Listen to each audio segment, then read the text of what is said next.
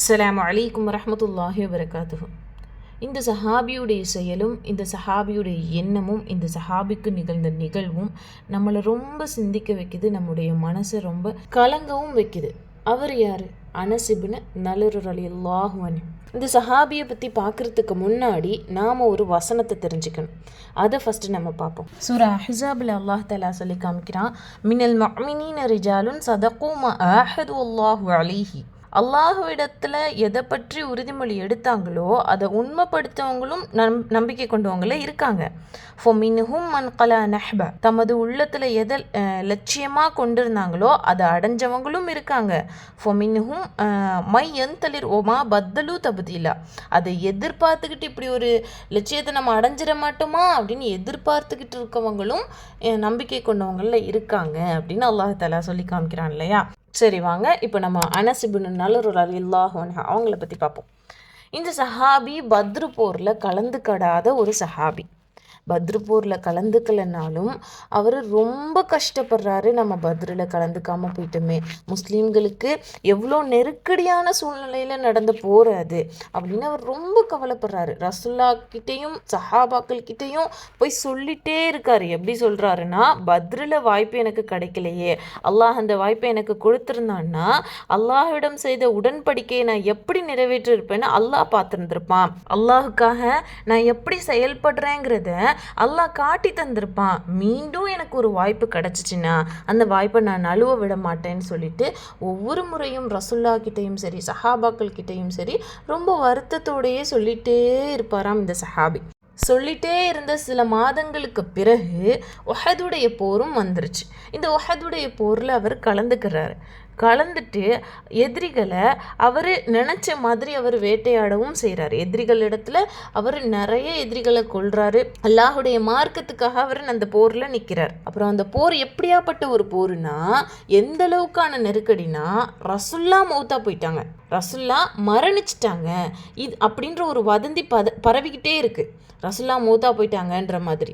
அப்போ அந்த வதந்தியை கேட்கும்போது மற்ற சஹாபாக்கள் எல்லாம் என்ன செய்கிறாங்கன்னா, ரசூல்லாவே மௌத்தா போயிட்டாங்க, இதுக்கப்புறம் இந்த போரில் நம்ம வெற்றி கொண்டு இந்த போரில் நம்ம போரிடணுமா அப்படின்ற மாதிரி ஒரு எண்ணத்தில் சில சஹாபாக்கள் என்ன செய்கிறாங்கன்னா ஓடுறாங்க, போரை விட்டே ஓடுறாங்க. இது அவங்க செஞ்ச தப்பு. அது அல்லாஹ் தஆலா பின்னாடி கண்டிச்சான். ஒமா முஹம்மது இல்லா ரசூல். முஹம்மது தூதரை தவிர வேறு இல்லை. கது ஹலத் மின் கபலிஹி ருசுல். அவருக்கு முன்னாடி எத்தனையோ தூதர்கள் போயிட்டாங்க. அஃபைன் மாத்த அவ் குத்திலன் கலப்தும் அல அக்காபிக்கும். அவர் இறந்துட்டாலோ அல்லது கொல்லப்பட்டுட்டாலோ நீங்கள் வந்த வழியிலே போயிடுவீங்களா? நீங்கள் யாருக்காக போர் செய்கிறீங்க? நீங்கள் யாருக்காக உங்களுடைய வாழ்க்கையை நீங்கள் அமைச்சிக்கிறீங்க? படைச்ச ரப்பு எனக்கா இல்லை அந்த தூதருக்கா அப்படின்ற மாதிரியான ஒரு கோணத்தில் தான் அல்லாஹ் தஆலா அந்த வசனத்திலேயே கேட்குறான். அப்புறம் விரண்டு ஓடக்கூடிய அந்த சஹாபாக்களை பார்த்து இந்த சஹாபி துவா செய்கிறாரு. இந்த விரண்டு ஓடுறாங்க இல்லையா என்னுடைய தோழர்கள், இவங்களை நீ மன்னிச்சிடு, இவங்க செய்யக்கூடிய இந்த செயலிருந்து என்ன நீ பாதுகாத்துறேன்னு சொல்லிட்டு அல்லாஹ் இடத்துல அவர் கையேந்துறாரு, துவா செய்கிறாரு. அந்த போர்க்களத்தில் நம்மளை பற்றி சிந்திக்கிறதே ஒரு பெரிய விஷயம். நம்முடைய சிந்தனையில் நமக்காக அல்லாஹ்விடத்தை அந்த இடத்துல துவா செய்கிறது அதை விட பெரிய விஷயம்.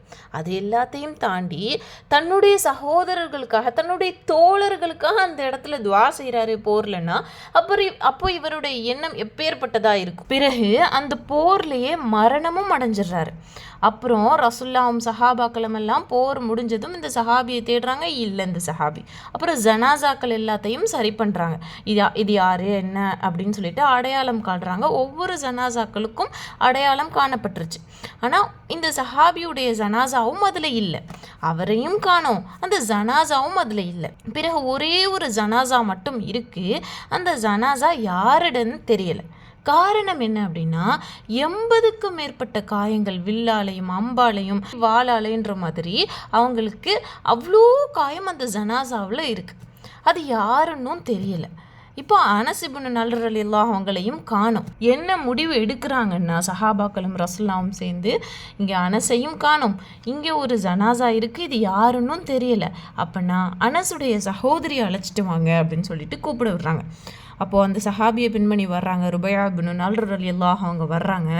இது அனசான்னு சொல்லிட்டு நீங்கள் அடையாளம் காணுங்க அப்படின்னு சொல்லிட்டு அந்த சஹாபிய பெண்மணிக்கு சொல்லப்படுது. அவங்க பார்த்துட்டு சொல்கிறாங்க, ஆமாம் யா ரசூல்லா, இது என்னுடைய சகோதரர் தான் அப்படின்னு சொல்கிறாங்க. அப்போ சஹாபாக்களும் ரசூல்லாவும் கேட்குறாங்க, நீங்கள் எதை வச்சு சொல்கிறீங்க அப்படின்னு சொல்லிட்டு கேட்குறாங்க. அப்போ கேட்கும்போது அந்த சஹாபிய பெண்மணி சொல்கிறாங்க, இதோ இவரோட இந்த சுண்டு விரலை வச்சு தான் நான் அடையாளம் கண்டுக்கிட்டேன் அப்படின்னு.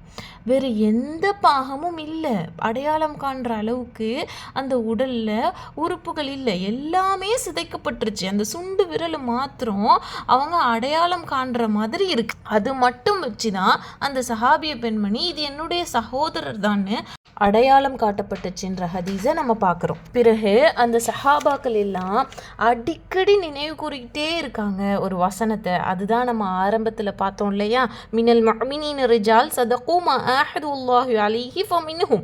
அல்லாஹ்விடத்தில் எதை பற்றி உறுதிமொழி எடுத்தாங்களோ அதை உண்மைப்படுத்தினவங்களும் இருக்காங்க, லட்சியத்தை அடைஞ்சவங்களும் அதில் இருக்காங்கன்னு அல்லாஹ் தஆலா சொல்கிறான் இல்லையா. இது அவரை தான் அல்லாஹ் தஆலா சொல்கிறான். அவர் தான் சொல்லிக்கிட்டே இருந்தார், பத்ரில் நான் கலந்துக்கல, உஹதில் நான் கலந்துக்கிட்டேன்னா நான் எப்படி போரிடுறேன்றதை அல்லாஹ் பார்ப்பான்ற மாதிரி வாக்கு கொடுத்துட்டே இருந்தார், பேசிட்டே இருந்தார், உறுதிமொழி அல்லாஹ் இடத்துல எடுத்துகிட்டே இருந்தார்.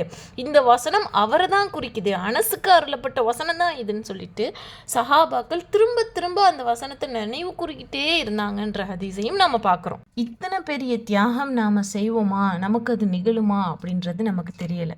ஆனால் அன்றாட வாழ்க்கையில் சின்ன சின்ன தியாகங்கள் எப்போதுமே நாம் செய்கிற மாதிரியான சூழ்நிலையை தான் நமக்கு அல்லாஹ் அமைக்கிறோம். தொழுகைக்கு நம்ம செய்யக்கூடிய தியாகம் இருக்குது. நம்ம வேலை பார்த்துட்ருக்கோம், நம்முடைய ஏர்னிங் அதில் இருக்குது. இப்போது இந்த இடத்துல நம்ம நின்றோன்னா நம்ம இந்த 5 நிமிஷத்தில் நம்ம இந்த ஏர்ன் பண்ண முடியுங்கும்போது நம்ம தொழுகைக்கு அழைக்கப்படுது, தொழுகை நேரம் போக போகுதுன்ட்டு அந்த ஏர்னிங்கை நம்ம பார்த்துட்டே இருந்தோம்னா அந்த தொழுகை நமக்கு போயிடும்.